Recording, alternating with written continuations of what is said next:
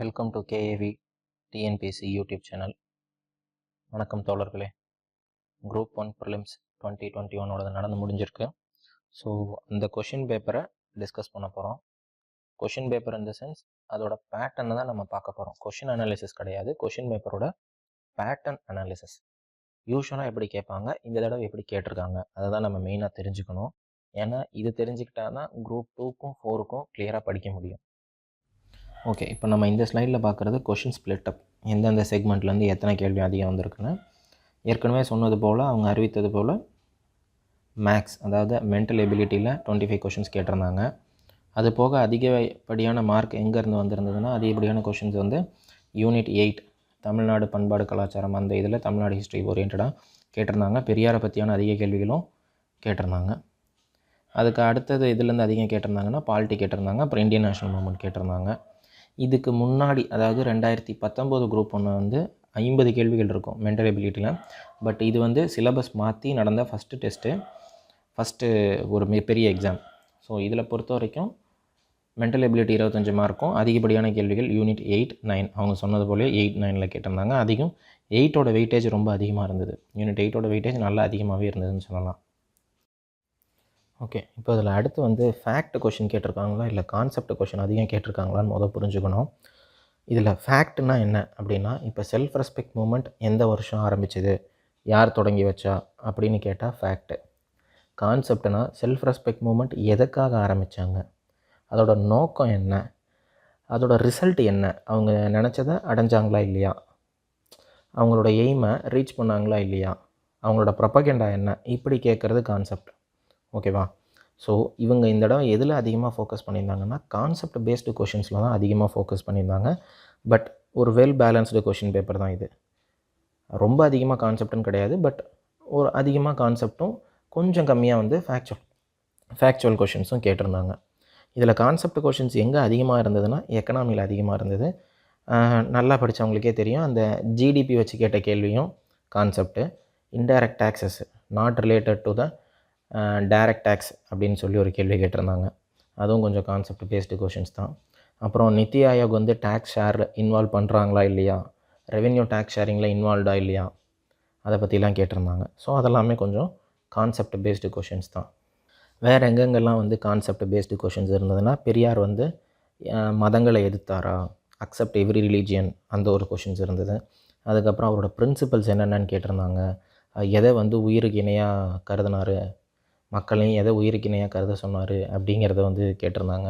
அப்புறம் வந்து காமராஜருக்கும் பெரியாருக்கும் எப்படி வந்து காமராஜரை எப்படி பெரியார் வந்து சப்போர்ட் பண்ணார் அப்படிங்கிறதையும் கேட்டிருந்தாங்க. எந்த சிஎம்க்கு வந்து இந்த மாதிரி ஒரு பிற்படுத்த சமூகத்திலேருந்து வந்து ஒரு டாக்டர் ஊசி போட்டு எந்த நோயாளியும் இறந்ததில்லை, பிற்படுத்தப்பட்ட சமூகத்திலிருந்து வந்த எந்த இன்ஜினியர் பாலம் கட்டியும் பாலம் இடிஞ்சதில்லை அப்படின்னு சொல்லி எந்த சிஎம் சொன்னாருன்னு சொல்லி கேட்டிருந்தாங்க.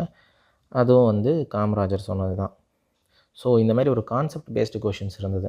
ஜாகிரஃபியில் கேட்டிருந்தாங்க, சுனாமினால் வந்து எது ஃபார்ம் ஆகாது அப்படின்னு சொல்லி கேட்டாங்க. அந்த டிப்ரெஷன் ஜோன் அது ஃபார்ம் ஆகாதுன்னு கேட்டிருந்தாங்க. என்விரான்மெண்ட்டில் ஓசோனை வச்சு ஒரு 2 கொஷின்ஸ் வந்துச்சு. யூஸ்வலாக என்விரான்மெண்ட் சைடு அதிகம் போக மாட்டாங்க, பட் இந்த ட்ரிப்பு என்விரான்மெண்ட் சைடு கொஞ்சம் போயிருக்காங்க. ஃபிசிக்ஸில் பெண்டுலம் ஃபார்முலா வச்சு அந்த ஒரு கொஷின் கேட்டிருந்தாங்க. ஃபார்முலாவும் தெரிஞ்சிருக்கணும், கான்செப்டும் தெரிஞ்சிருக்கணும். அப்போ தான் அந்த ஃபிசிக்ஸ் அந்த பெண்டுலம் கொஷின் அட்டன் பண்ண முடியும். திருக்குறளில் ஒரு 9 கொஷின்ஸ் கேட்டிருந்தாங்க. அந்த 9ல் எல்லாமே ஓரளவுக்கு ஸ்ட்ரைட்டாக திருக்குறளில் ஃபில்லிங் த பிளாங்க்ஸ் மாதிரி கேட்காம, அதிலேருந்து எப்படி கேட்டிருக்காங்கன்னா, அதை படித்து அந்த திருக்குறள் என்ன சொல்ல வருது, அதோட கருத்தாக்கம் என்ன, அதை தான் கேள்வியாக கேட்டிருந்தாங்க. 9 கேள்விகளில் ஒரு 3 கேள்விகள் டைரெக்டாக புக்கிலேருந்தே கேட்டிருந்தாங்க. ஆனால் கொஷின்ஸ் எல்லாமே ரொம்பவே கான்செப்சுவல் தான். சும்மா வந்து ஃபில்லிங் த பிளாங்க்ஸ் மாதிரி கேட்கல. கோடிட்ட இடத்தை நிரப்புக, இப்போ இந்த என்று என முடியும் திருக்குறள் கேட்பாங்கள்ல ஸ்கூலில், அந்த மாதிரி அவங்க கேட்கல.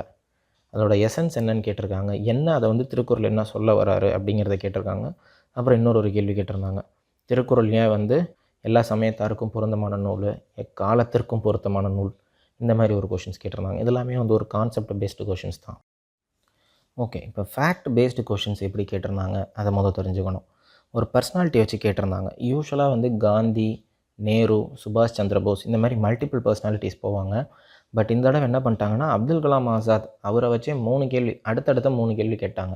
இது வந்து ஸ்கூல் புக்கில் இருக்கா அப்படிங்கிறது கொஞ்சம் டவுட்டு தான். ஏன்னா அவரோட ஜேர்னல் கேட்டிருக்காங்க, அவரோட பயோகிராஃபி கேட்டிருக்காங்க, அதுக்கப்புறம் உமன் ஃப்ரீடம் ஃபைட்டர். இந்த இடத்துல சில கொஷின்ஸ் வந்து தப்பாக இருக்குன்னு சில பேர் ரைஸ் பண்ணியிருக்காங்க. பட் அது டிஎன்பிஎஸ்சி தரப்புலேருந்து விளக்கம் வந்தால் மட்டும்தான் நமக்கு அது தெரியும். அதுலேயும் பர்டிகுலராக தமிழ்நாடு உமன் ஃப்ரீடம் ஃபைட்டரை பற்றி கேட்டிருக்காங்க. யூஸ்வலாக இது எப்படி கேட்பாங்கன்னா, முத்துலக்ஷ்மி ரெட்டி அவங்கள பற்றி கேட்பாங்க, அப்புறம் தர்மாம்பாள் அம்மையாரை பற்றி கேட்பாங்க. பட் இந்த தடவை அவங்க பத்மாசினி அம்மாள் அந்த சைடு போயிட்டாங்க. அதிகமாக இது வரைக்கும் எக்ஸ்போஸ் ஆகாத அந்த ஏரியா சைடு போயிருக்காங்க. பாலிட்டியில் ரொம்ப ஸ்ட்ரைட் ஃபார்வர்டான ஒரு கொஷின்ஸ் தான் இருந்துச்சு. எல்லாமே லக்ஷ்மிகாந்த் படிச்சிருந்தாலே தெளிவாக எழுதியிருக்கலாம். ஸ்கூல் புக்லேயும் கவர் ஆகிற கொஷின்ஸ் தான். டைரெக்டாக வாட் இஸ் வாட்டுங்கிற மாதிரி தான் பாலிட்டி இருந்தது. யூனிட் 8 முன்னாடியே சொன்னது போல் யூனிட் 8 ஒரு நல்ல ஸ்கோரிங் ஏரியா தான் இந்த தடவை. 45 மினிமம் 45 கொஷின்ஸ் வந்து யூனிட் 8னே நம்ம சொல்லலாம். அந்தளவுக்கு வந்து யூனிட் 8ஓட ரோல் இந்த தடவை ப்ளே பண்ணியிருக்கு. ஓகே, இப்போ அடுத்து நம்ம பார்க்க போகும்போது 2021 இந்த கொஷின் பேப்பருக்கும் இதுக்கு முன்னாடி இருந்ததுக்கும் என்னென்ன பேட்டர்னில் டிஃப்ரென்ஸ் இருக்குது அதை நம்ம தெரிஞ்சுக்கணும். ஸோ 2020 அதிகமாக கான்செப்ட் ஓரியன்ட் கொஷின்ஸ் கேட்டிருந்தாங்க. இதுக்கு முன்னாடி கேட்கலையா அப்படின்னா கிடையாது, அப்பையும் கேட்டிருந்தாங்க. பட் கான்செப்ட் ஓரியன்ட் கொஷினுங்கிறது கொஞ்சம் கம்மி தான் ப்ரீவியஸ் இயர்ஸில். இந்த டைம் கான்செப்ட், அதாவது நீங்கள் எந்த அளவுக்கு அதை புரிஞ்சுருக்கீங்க, புரிஞ்சுக்கிட்டு உங்களால் பதில் சொல்ல முடியுதா அப்படிங்கிறத இந்த தடவை செக் பண்ணியிருக்காங்க. இப்போது எடுத்துக்காட்டுக்கு நீங்கள் பார்த்தீங்கன்னா, முன்னாடியே சொன்னால அப்துல் கலாம் ஆசாதை வச்சு 3 கேள்வி வரிசையாக அடுத்தடுத்து கேட்டிருந்தாங்க. அதே மாதிரி ஆப்ஸ்லேயும் அவங்க நிறைய ஏரியா கவர் பண்ணல. ஒரு சின்ன ஏரியாவில் இப்போ சிம்பிள் இன்ட்ரெஸ்ட் காம்பவுண்ட் இன்ட்ரெஸ்ட்லேயே வந்து 3லேருந்து 4 கேள்வி கேட்டிருந்தாங்க. அதுலேயும் பர்டிகுலராக ஒரு செக்மெண்ட்டில் மட்டும் சிம்பிள் இன்ட்ரெஸ்ட் காம்பவுண்ட் இன்ட்ரெஸ்ட்லேயே ஒரு செக்மெண்ட், அதாவது அந்த ஒரு ஃபார்முலாவை வச்சு மட்டுமே கேட்டிருந்தாங்க. சிம்பிள் இன்ட்ரெஸ்ட்க்கும் காம்பவுண்ட் இன்ட்ரெஸ்ட்க்கும் 2 இயர்ஸ் கான்செப்டில் டிஃப்ரென்ஸ் இருக்குது. அப்போ வந்து ரேட் ஆஃப் இன்ட்ரெஸ்ட் என்ன, அதோட பிரின்சிபல் அமௌண்ட் என்ன, எத்தனை இயரு, இதையே வந்து மாற்றி 3-4 கேள்வி வரிசையாக இப்படியே கேட்டாங்க. ரொம்ப பேசிக்கான ஃபார்முலா அது. D = PR². அந்த ஃபார்முலா போட்டால் போதும். 6 இடத்துல வந்து R/100 போடணும். அவ்வளோதான். அந்த ஃபார்முலா தெரிஞ்சாலே அந்த 3-4 கொஷின் போட்டிருக்கலாம். அதே மாதிரி தான் டைம் அண்ட் ஒர்க்கில் வந்து 4 கொஷின் வரிசையாக அப்படியே கேட்டிருந்தாங்க. மென்னு, டேஸு, ஒர்க்கு இந்த கான்செப்டை வச்சு கேட்டிருந்தாங்க. ஸோ மேலே வந்து மென்னு, டேஸ், ஹார்ஸு, கீழே வந்து ஒர்க் டன் போட்டு ரெண்டையும் ஈக்குவேட் பண்ண ஆன்சர் வந்துடும். இதில் இருந்து மட்டும் ஒரு 3 கொஷின். ஸோ ஒரு சின்ன ஏரியாவிலேருந்து மட்டுமே ஆப்ஸ் இந்த அளவுக்கு ஃபோக்கஸ் பண்ணியிருக்காங்க. அடுத்த முறையும் இதே மாதிரி போவாங்களா அப்படிங்கிறது நம்மளால் ப்ரிடிக்ட் பண்ண முடியாது. ஏன்னா யூஸ்வலாக வந்து இந்த மாதிரி ஒரு சின்ன ஏரியாவிலேருந்து கேள்வி கேட்குறதுங்கிறது வந்து மெயின்ஸில் தான் இந்த மாதிரி பண்ணுவாங்க. இப்போது எடுத்துக்காட்டுக்கு சொல்லணும்னா டிபிஎஸ்பிலேயே வந்துருச்சுன்னா டிபிஎஸ்பி கொஷினை டேரெக்டாக டிபிஎஸ்பி பற்றி எழுது அப்படின்னு சொல்லி கேட்பாங்க. அதுக்கப்புறம் அது என்ஃபோர்ஸபிளாக இல்லையா அப்படி கேட்பாங்க. அல்லது டிபிஎஸ்பிக்கும் ஃபண்டமெண்டல் ரைட்டுக்கும் வித்தியாசம் கொடுங்க அப்படின்னு சொல்லி கேட்பாங்க. ஸோ இந்த மாதிரி தான் ஒரு மெயின்ஸ் ஆஸ்பெக்டில் தான் வந்து ஒரு சின்ன செக்மெண்ட் எடுத்துக்கிட்டு அதுலேருந்து கேள்வி கேட்டுட்ருப்பாங்க. ஆனால் இந்த தடவை ப்ரிலிம்ஸ்லேயே அந்த ஸ்ட்ராட்டஜி இந்த தடவை ப்ரிலிம்ஸில் யூஸ் பண்ணியிருக்காங்க. முன்னாடியே சொன்னது போல் அப்துல் கலாம் ஆசாத்தில் 3 கேள்வி, அதே மாதிரி தான் ஆப்ஸ்லேயும் வந்து ஒரு சின்ன செக்மெண்ட் அந்த சிம்பிள் இன்ட்ரெஸ்ட் காம்பவுண்ட் இன்ட்ரெஸ்ட் டிஃப்ரென்ஸில் கேட்டது, மென்னு, ஒர்க்கு, டேஸ் அதை வச்சு கேட்டது, இதெல்லாமே ஒரு சின்ன சின்ன ஏரியாவிலேருந்தே ஒரு 3 கொஷின் 4 கொஷின் சால்டாக ஷூட் அவுட் ஆகிருக்கு. அடுத்த முறை இதே பாலிசி இருக்குமா அப்படிங்கிறது நமக்கு தெரியாது. மேபி டிஃப்ரென்ஸ் வரலாம். ஏன்னா இது டிஎன்பிஎஸ்சி நடத்தக்கூடிய ஒரு டஃபஸ்ட் எக்ஸாம் குரூப் 1 பொறுத்த வரைக்கும். ஸோ அதனால் வந்து கொஷின்ஸ் இந்தளவுக்கு போயிருக்குன்னு சொல்லலாம். அடுத்த முறை இதே மாதிரி இருக்குமா அப்படிங்கிறது தெரியாது. அது கொஷின் செட்டரை பொறுத்தும் மாறும். ஓகேவா? ஸோ நம்ம வந்து ப்ரிப்பரேஷனில் எல்லாத்தையும் கம்ப்ளீட் பண்ணி தான் ப்ரிப்பேர் பண்ணிக்கணும். நம்ம வந்து அவங்க எப்படி கேட்டிருக்காங்க அப்படிங்கிறத பொறுத்து வந்து கொஞ்சம் தான் நம்மளை மாற்றிக்கணுமே தவிர நம்ம வந்து ஓவராலாக எல்லாத்தையும் எல்லா ஆஸ்பெக்ட்லேயும் புரிஞ்சு படித்து வச்சுக்கிறது ரொம்ப ரொம்ப நல்லது. சேம் டைம் ஃபேக்ட்டும் ஞாபகத்தில் இருக்கணும், கான்செப்டும் புரிஞ்சுக்கணும். இது 2 இருந்தால் தான் இனி வர காலங்களில் கிளியர் பண்ணுறதுக்கு பாசிபிலிட்டி அதிகம் இருக்கும். ஓகே, இப்போ நம்ம வந்து டிஎன்பிஎஸ்சி எப்படி எவால்வ் ஆகிருக்காங்க அப்படிங்கிறதையும் நம்ம இப்போ புரிஞ்சுக்கணும். இது எல்லாமே நம்ம எப்படி ஒரு கன்க்ளூஷனுக்கு வரோம்னா ப்ரீவியஸ் இயர்ஸ்க்கும் இந்த கொஷின் பேப்பருக்கும் என்ன ஒரு வித்தியாசம் இருக்குது அப்படிங்கிறத பார்க்கணும். ப்ரீவியஸ் இயர்ஸ்லாம் பார்த்திங்கன்னா யூஸ்வலாக வந்து ஒரு டேட் கொஷின் 1லேருந்து 3 கொஷின் டேட் கொஷின் இருக்கும். கண்டிப்பாக கரண்ட் அஃபேரில் ஒரு டேட்டு, பிரதம மந்திரி எப்போ எந்த நாட்டு தலைவரை மீட் பண்ணார். இப்போ நீங்கள் பார்த்தீங்கன்னா 2021 நம்ம என்ன மாதிரி கொஷின்ஸ் எக்ஸ்பெக்ட் பண்ணோன்னா சைனீஸ் பிரசிடெண்ட்டை எப்போ வந்து மீட் பண்ணார், மாமல்லபுரத்தில் எப்போ அந்த மீட்டிங் நடந்துச்சு, அது ஒரு கேள்வி நம்ம எதிர்பார்த்தோம். அட்டல் டன்னலில் எப்போ ஓப்பன் பண்ணாங்க, இது ஒன்று.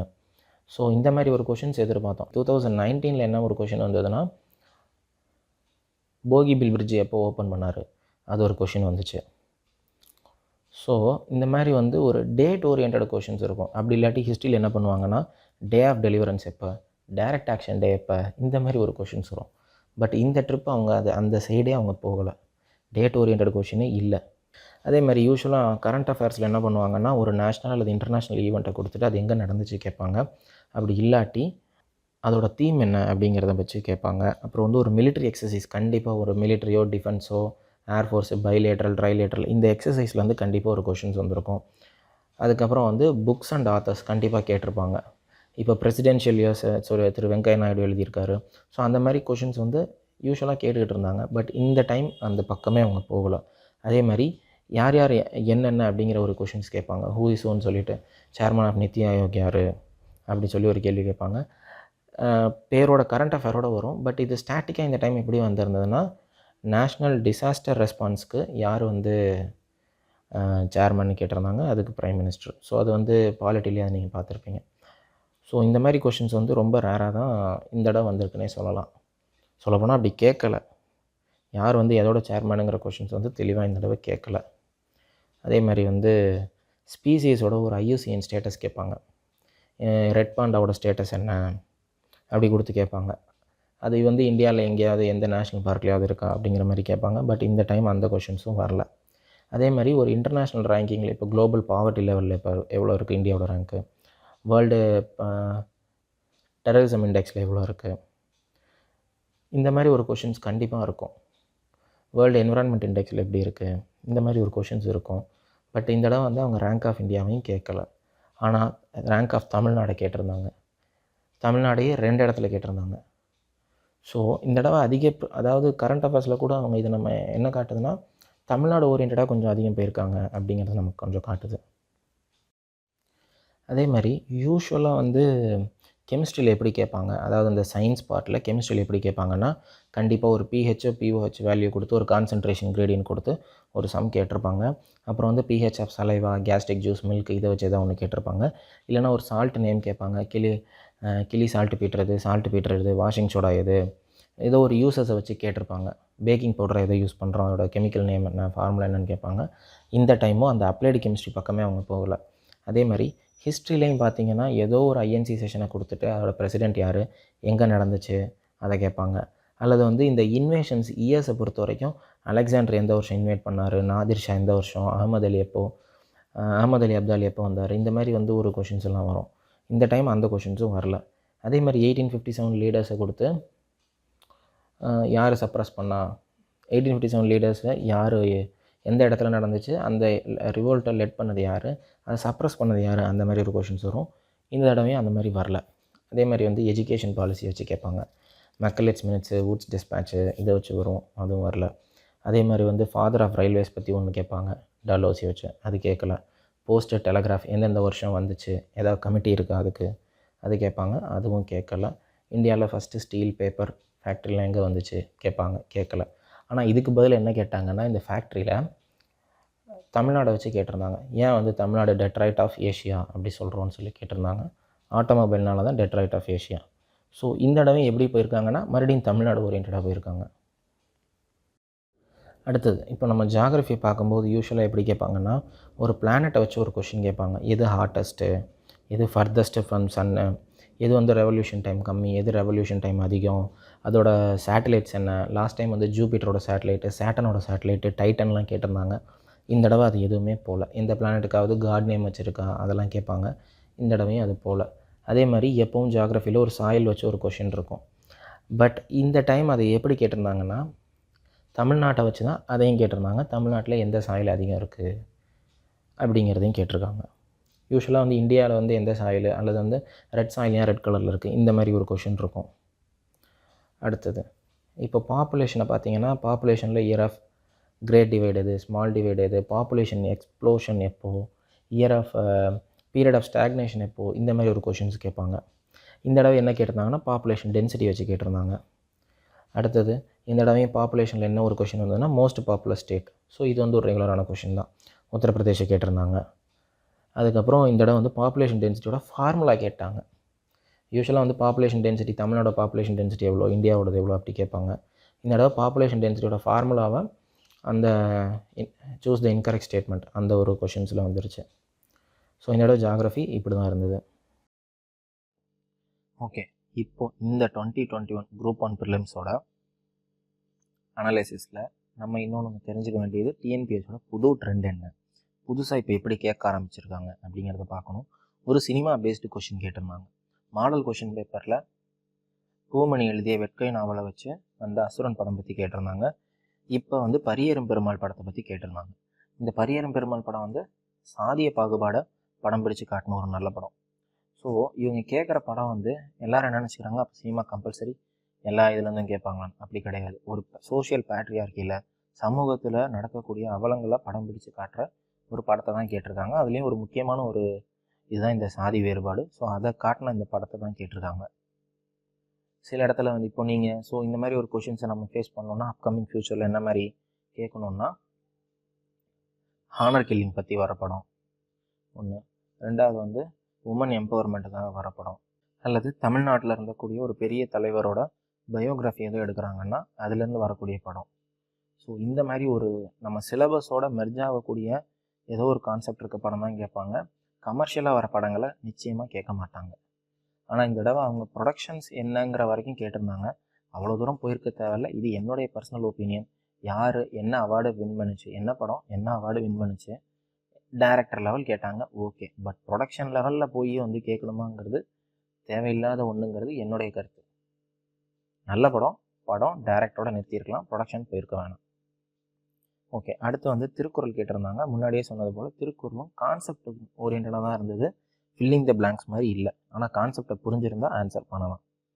அதே மாதிரி பெரியாரை யூஸ்வலாக கேட்குற கொஷின்ஸ் வந்து செல்ஃப் ரெஸ்பெக்ட் மூமெண்ட் எப்போ ஆரம்பித்தார், எந்த இயரில் வந்து ஆரம்பித்தார், ஃபஸ்ட்டு கான்ஃபரன்ஸ் எங்கே, ஏன் பார்ட்டி நேம் சேஞ்ச் பண்ணார், அந்த பார்ட்டி நேம் சேஞ்ச் பண்ணுறதுக்கு முன்மொழிந்தவர் அண்ணாதுரை, அந்த இதுக்கு தலைமை தாங்கியவர் பெரியார். இந்த மாதிரி தான் கொஷின்ஸ் இருக்கும். அவரோட ஜேர்னல்ஸ் இருக்கும். இந்த மாதிரி தான் கேள்வி இருக்கும். ஆனால் இந்த தடவை பெரியாரை பற்றி கேட்டது வந்து அவர் நடத்தின கான்ஃபரன்ஸோட தீம் என்ன அப்படிங்கிறத கேட்டுட்டாங்க. அதே மாதிரி திரு சவுந்தரபாண்டியன் அவர்கள் தலைமை தாங்கின ஒரு கான்ஃபரன்ஸுன்னு கேட்டிருந்தாங்க. அதே மாதிரி பெரியார் உமன்ஸ் ரைட்டுக்கு வந்த ஆன்செஸ்ட்ரல் ப்ராப்பர்ட்டி, அதாவது தாய் தந்தை அந்த வழியில் வர்ற அந்த சொத்துக்கு பெண்களுக்கும் பங்கு உண்டு அப்படிங்கிறதுக்கும் போராடி இருப்பாங்க. செல்ஃப் ரெஸ்பெக்ட் மூமெண்ட்லேயும் அது வரும். ஸோ அதை வச்சும் கேள்வியாக கேட்டிருந்தாங்க. ரீசெண்டாக சுப்ரீம் கோர்ட் ஜட்மெண்ட்டும் வந்துருந்தது. அதுக்கப்புறம் பெரியார் காமராஜருக்கு சப்போர்ட் பண்ணார், அந்த ஒரு விஷயத்தை பேஸ் பண்ணி கேட்டிருந்தாங்க.